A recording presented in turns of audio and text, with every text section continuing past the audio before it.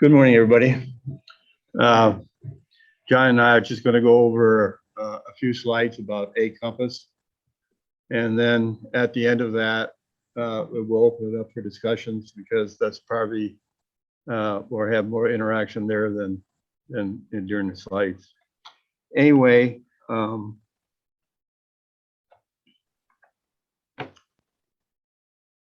AgCompass basically hosts FBS and MASA applications, and we host them at a corporation called Involta Corporation. They're not a huge company like Google and some of those, but they do a very good job of hosting applications. From that, we provide internet access to the FBS MASA system via Microsoft Remote Desktop Services, RDP for short. With that, you can log on to the server to access the FBS MASA system applications. And we implement security to your files based on your request. So when you upload your data to AgCompass, we put it in a separate folder that becomes your folder for sharing whatever you want. And we provide security to that folder to whatever you specify.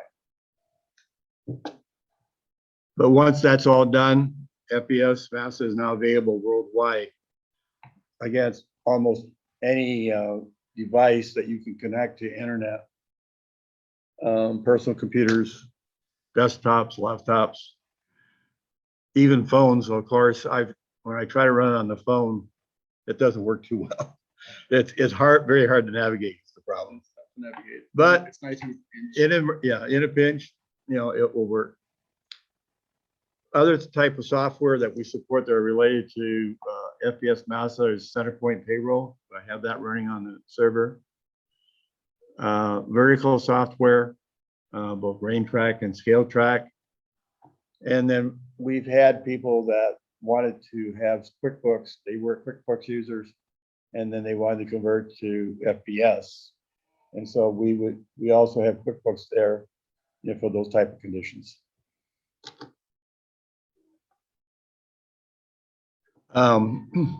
We provide via the screens on AgCompass. We support the FBS MASA system we do all the new releases.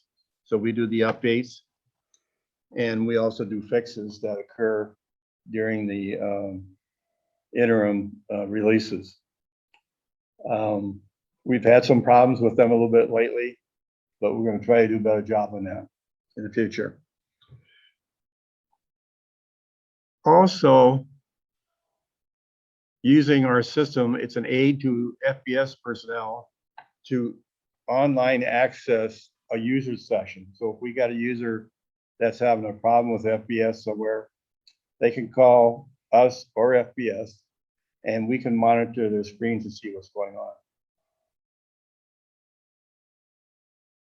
We answer all calls we get for help, and we try to answer them. We're not FBS hotshots, so if it's an FBS question, we would then have them call FBS and get their input. We do backups of the data every day. We back up everything on the server, all the user data, the system, etc. There's multiple copies of the data, and we'll get into that a little bit. The backups are performed by Involta, the people where we host our server. They use a software system called Beam, which does a real good job backing up data. If you need to restore data for some reason, like you made an error on a file or something, or you lost it, data can be restored up to 13 days. So we have 13 copies of the data. But there's also a one copy, 30-day-old copy of the data, as well as a 60-day copy. So really, if data needs to be restored, I think we're pretty well. I haven't run into the case where we couldn't restore something within the last, 13 days usually covers it.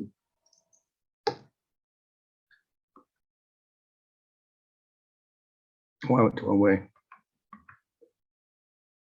Advantages of using the cloud, of course, are cost savings. There's no need for physical hardware investments for servers, those type of things, in order to implement it at a local site. No need for trained personnel to maintain the server on internet, as we do all that. No need to do backup and restores of data. That's all supported with our applications.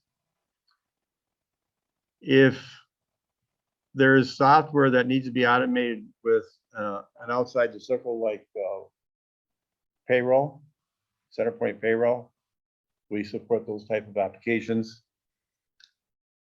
There's really a vast array of potential other software available via internet. For example, something like Power PI could be used on it also. Employees that are working off premise or from their home, all that stuff, have access to the FBS data just like if they were in the office.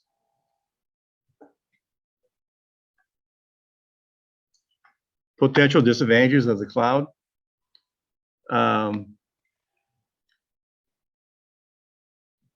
Once in a while, you can run into either the communication line getting bogged down. I don't know what. Sometimes we don't know why, but the systems will slow down. Doesn't happen very often, and if it does happen, usually it's a short-term problem. That's that communication issue you're talking about. Yeah.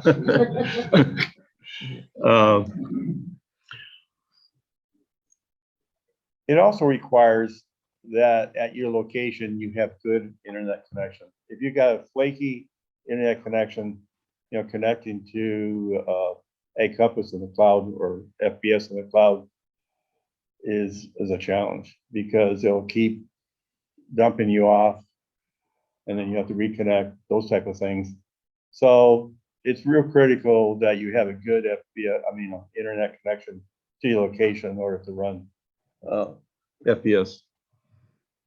Can I add a Sure. little something to that? Sure. So sometimes with a remote desktop connection, you don't have a good internet connection, you can see a lag. So if you start seeing that lag, like a few seconds, you click, wait, click, wait. That's a good indication that something's wrong either on the host end or your end. So might have to start troubleshooting if it starts coming to that point, but that's a good indication, is that RDP lag is what they call it. My last slide basically is some futures as to what we think we'll be doing over the next year, I guess. We currently don't require you to change your password, but we're going to implement that.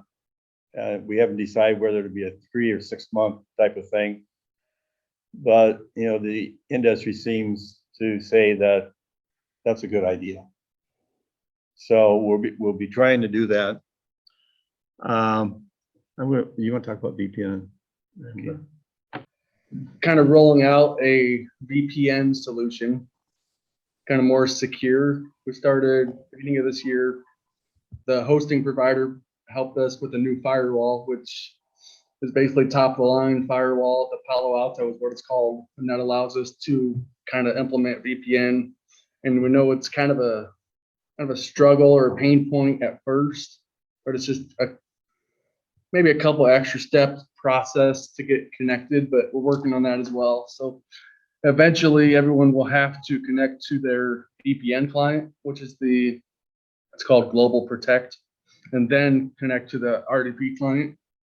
But with that being said, the security is phenomenal, and it's basically what needs to be done to keep up with all the ongoing changes.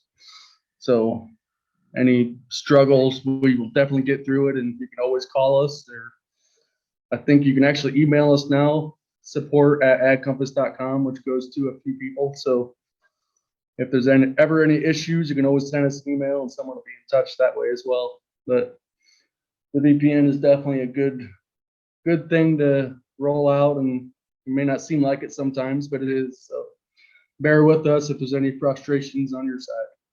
We have it in production. We've got selected users that we've implemented it for. And hopefully over the next couple of months, we'll have it installed for everybody. When we're ready to install, we'll send you email that tells you how to implement it. Plus, we'll follow that up with a personal call to make sure that you understand our message and can connect. As John said, we also are going to provide a file that you can click on when you connect to the server that will automatically, if you don't have the VPN running, it'll run it and immediately log you onto the server. So we're trying to streamline that, as John said. Is that the global protect? Yes. Okay. Yes.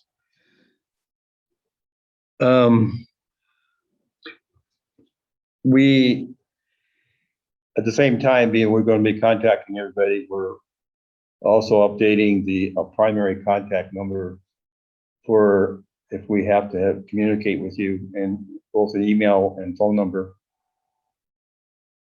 It's hard to keep those up to date. They change. Obviously, we don't hear from people when they change them. And so unless we update them every once in a while, we're kind of out of luck when we try to reach you. Some of the features, obviously, we want to support anything that MASA is doing. One of the first things it looks like that should be a big advancement for MASA is SQL databases. And so as soon as that's available, we will try to implement SQL databases for our clients. Will that still be under the RDP? Yeah. Or will Yeah. Yes. You won't know the difference when you log on. It's just that behind the scenes, the data, rather than existing in flat files, will have been converted to SQL databases. If we're successful at that, that would be a significant step, because then you can open up your data to other types of tools that support SQL. Now, what database manager would use, whether it be Microsoft, Oracle, it would depend, I guess, what's available. So that's kind of where we're at with AgCompass, what we're doing, what we've done. And I open it up now to any questions that somebody might have. So where do you base that on? And like, how many users do you have? Oh, I don't know, we probably have somewhere around 50 plus or minus 10, I think. A lot more than that for some reason. I feel like, I felt like it was over Oh, how many users? over 100, but Well, the users is higher than that. It's probably like 100, 120. But I guess I was talking about business centers. Yeah, probably. I seriously, yeah, Yeah, probably about. okay. Yeah. But any time during the day we go on, there's usually 20 to 30 people on a system at a time. And when you call support your phone, where do you go to? Pardon? Where do you locate it? You mean physically me? Yeah, I live in Davenport, Iowa. He lives in Indiana. Indiana. And we have another person that lives up in Wisconsin, Toma, Wisconsin. Probably 104 signs on this. Okay. So when they're utilizing this, say they got 3 or 4 people using FBS. Yes. You just have like basically one desktop software stuff on it, and then there's what are the actual mechanics? Well, when you log into the system, you get a remote desktop. Okay. And on that desktop, the FBS application will be listed. You bring up FBS and do it just like if it's on a local system. But The actual, like, you're actually running the software through, right? Yes, yes. Correct. No. All the We're- processing's done on the AgCompass server, not on the local PC. so for every FBS license you had, you would have an AgCompass sign on and an FBS sign on. Can I ask a question on that? Is there ever any plans to integrate an FBS login with like Active Directory to kind of have a single sign-on for FBS, or not really? Not at this time? Okay. I've always wondered that. Questions are open. both Yeah. ways. Hey, Ken, can we log in to the server so we can see what it looks like? Mine's a little more cluttered than most would be because this is all my support stuff as well. Normally you would have the FBS icon. That's separate from the zip. Yeah. And then you would have your data folder as well. And you would have, I said the FBS one here, you would have a folder similar to this one that was your main data directory for FBS. You would have a couple help files on here, which I can't even find mine because they're lost in all the other files. But basically most of this would be black for you. And this is where you would go in and open FBS. It would run like normal FBS, asking for your username and password at this point in time. The main difference when you went into FBS, if you're familiar with FBS, is that most of this would be grayed out for you on the right. I have access to every data set that's been given permission, but most of yours would just be your data set over here with your data folder that you could go to. But the rest of FBS runs completely the same. But this is what this comes on to. And it's really easy. So I'll even go back to far as show you how you log in. I just have an icon here on my desktop right here. I just double click it and it saves your login information and it goes right to your desktop. So it's a really quick, easy connection. It's not difficult. It's just like opening a program, get the connection. They did mention that the new VPN, and I'm assuming that will run the same for everybody, maybe. Right. It's a little different, but just to give you a kind of a sneak peek, I do have to go here and open my Global Protect. And then once that is connected,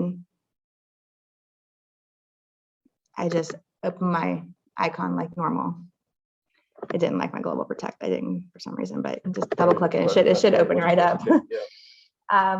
So that's just the different with the VPN part that they're going to be adding. You don't want to just give time. Any other questions? So once you go to the steps that you're on the cloud, you're always on the cloud, whether you're sitting in the office or. Right. Yeah, or in a restaurant, Yeah. wherever you happen to be. We have people that might go to Florida for the winter. Right. All they do is take their laptop and their printer if they're gonna print.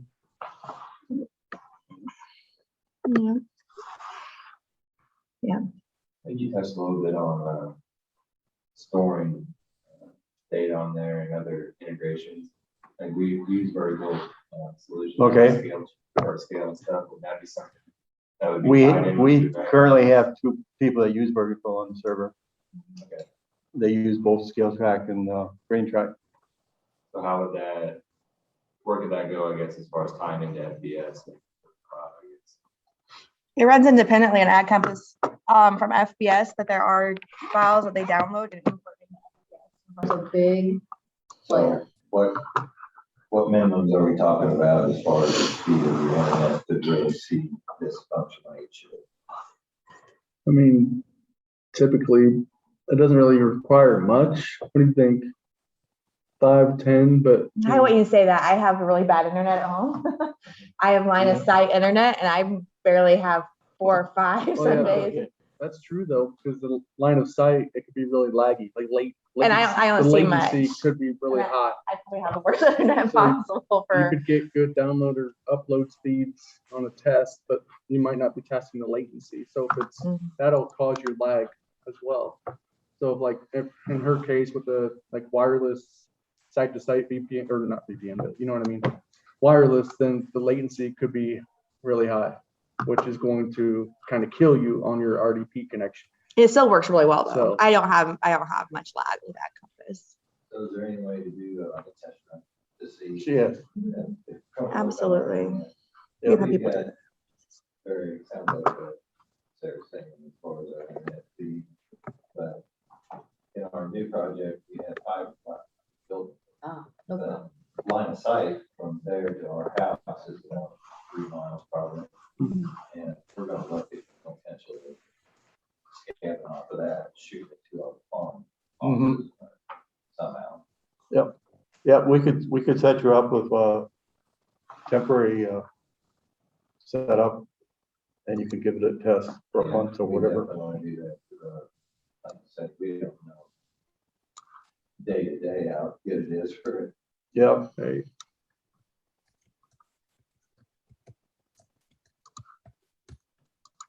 When you're ready to do that, just send me an email. I'll give you my email. So when we do support on AgCompass, you know, if it's a problem with the FBS or you want to know how to do something within FBS, and you call FBS. If you're not able to get in or something, you know, you think it's a technical, then you need to call them. Okay. But we can, you know how sometimes we can log on to your computer where you are? What we do on AgCompass is we shadow you. So you're controlling everything, but we're just watching what you're doing. So instead of connecting any other way, we just log on to AgCompass, find out there's a number that you're logged in. And to add to that, as long as you tell AgCompass that we can look at your data, if you're having a problem sending an email saying, hey, why this entry isn't working right or something like that, I can go on your data and run the report, run the entry, whatever it might be, and look at it and give you feedback. Okay. On the issue. That the only thing is you have to let AgCompass know that you have access to your data ahead of time. Having set up ahead of time helps. Yeah. But that's always a plus too. So then you don't have to be at the computer or like get to it when you have to. Being an old guy, it's hard for me to take that step. I'm still the Protected. paper guy. No, I'm not the paper guy, but I'm kind yeah. No, Paper's but, nice sometimes.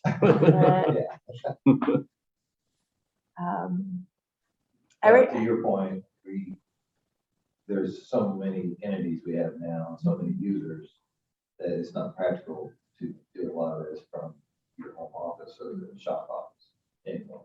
right. And you really, when you're getting that many users, you have to kind of weigh the cost of an IT guy compared to the cost of an AgCompass subscription. And then the hassle trying to get hold of the IT guy every time you have a problem. And with AgCompass, they take care of all that behind the scenes setup and IT. Right. I mean, we've had a lot of users in last year, especially with the pandemic, which obviously because they're working from their homes now instead of an office environment. And even the bigger corporations that we had who had offices, they sent them home, so they had to get something. And we had people come. A lot of people come to AgCompass, I think, in the last year, probably the biggest influx in one whole year, just because of the convenience of it.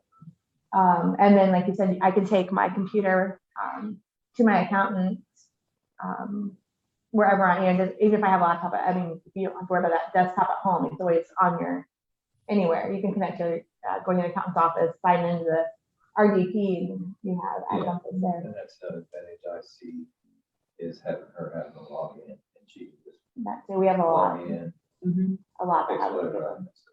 There's a lot that have accountants. Like Law Harris, they do that for a lot of clients too. Okay. But, or you give your accountant a login, you know, and they, I mean, each login is going to cost you a little bit of Sure. money, but they can go in, see your data in real time. You can still be working in there.